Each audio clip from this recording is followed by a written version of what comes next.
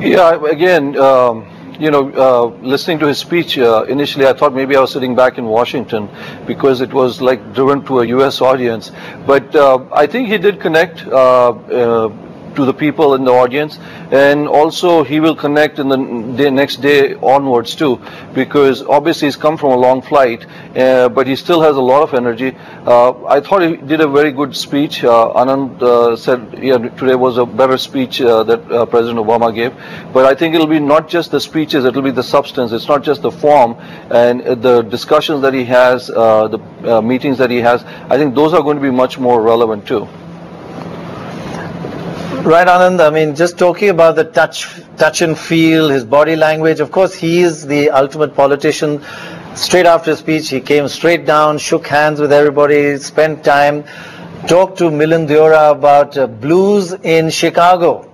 They had a lovely conversation. So he was connecting in a way a politician does after the speech. But overall, your impression, I mean, his confidence, his mood. What did you feel? Sorry, one more thing I need to add.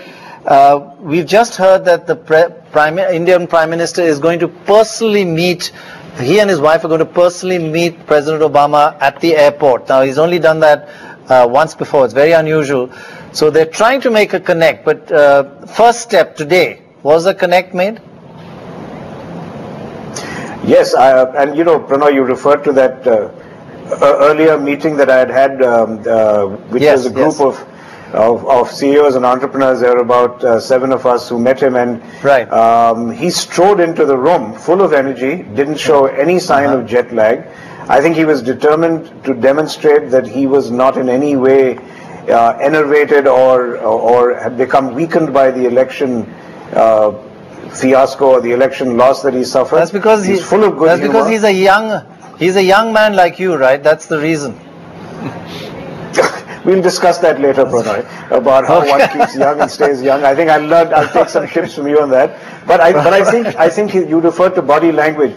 His body language was incredibly energetic today and very, what do you say, simpatico. He was a great listener. If you talk to any one of the 7 of us who were in that room, we were very impressed with his ability to listen, to connect, make interconnections between the points we made.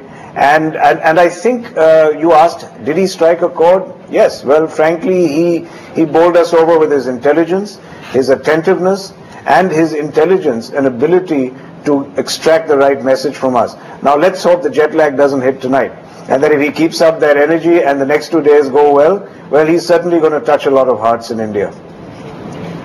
Yeah, I also got that impression. I felt that he was genuinely reaching out. But interesting that you mentioned that he was a good listener today. Rajan, did you find that as well? Because the reports that Americans tell us about the people close to him and advising him is that he lets everybody speak, but he hears them, but he doesn't listen to them.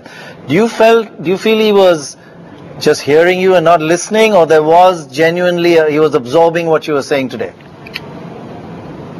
No, I got a chance to see the president for a few minutes, and I have to say that he was so well connected. He knew all about us. He knew what he was referring to. He was very charismatic, full of energy, full of beans, and you could sense it in the private meeting as well as when he made his speech. So I think he's connected well. He had all the nuances figured out.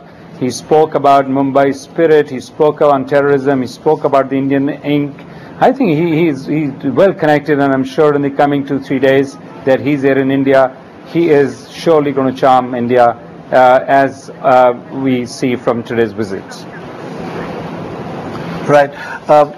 Sanjay, is this, this continuous attack on Obama inside America, that he doesn't listen, that he's a bit aloof, he's too professorial, he doesn't connect with the people, he uses words like stimulus rather than jobs. Is this all now becoming rather a personal attack on him as part of a broader general loss of popularity of the president? Well, is this personal attack going over the top now? Well, people say that he listens to a lot of people, but the thing that they say is he listens to a lot of different advices, but then he takes his own counsel. And that's not such a bad thing, that if I listen to 3 people and then try to make a summary of it and make a decision and not get influenced by 1 person or 2 people. He is exceptionally bright. I think everybody knows that. Now keep in mind, he has been a professor, so he has that professorial perspective. And maybe in the United States, after President Bush, we are not used to this kind of a president. But, yes, he's had a lot of criticism. Maybe he uses too many big words. But, he's passed some historic legislation. I mean, look at the legislation that he has passed on health care, on banking reform. I mean, I could go through a litany of it. But obviously, the message is not getting out there. Yeah, it's just the communication problem. That's. If I could just bring in Mr. Sheneva once more, a last question. I know you have to go. It's perhaps a bit early to say, but your first overall feel about this first day here. Do you think his visit has been a success so far, at least, or is it like you could? There's a little more that could have been done. I believe that this has been a tremendous start to a very, very good session. I'm enthused about the fact that we got such participation on both sides. I think the topics discussed are right on the point, and I think the rest of the visit, we next move, I go, as I said earlier, to Hyderabad tomorrow to inaugurate the first cabin delivery, but then I move on to Delhi, where we have the formal meetings on Monday, and I'm convinced that we will continue on a very positive trend of discussion between the U.S. CEO and the India CEO, as well as very good understanding between the 2 governments of the opportunities for win-win as we move forward and the necessity to work closer together in the future. Right. Rajan, just some final comments before we end the show tonight. Next, just look ahead at the next 48 hours. What do you think is going to come up? More politics, of course, but there's also more business to be done. Of course, there's more business to be done, but I think he has laid the ground of saying what is expected out of his visit. He's charmed the India Inc. He's spoken about long-term position. But I have to say, while economics is going to be important, politics is going to be as important. India needs stability. Indian investments need stability. And I think they have a role to play. India needs to be on the high table. U.S. must support that position of India. And hopefully, as we go along, we will see that happening in the coming 48 hours as President comes into Delhi.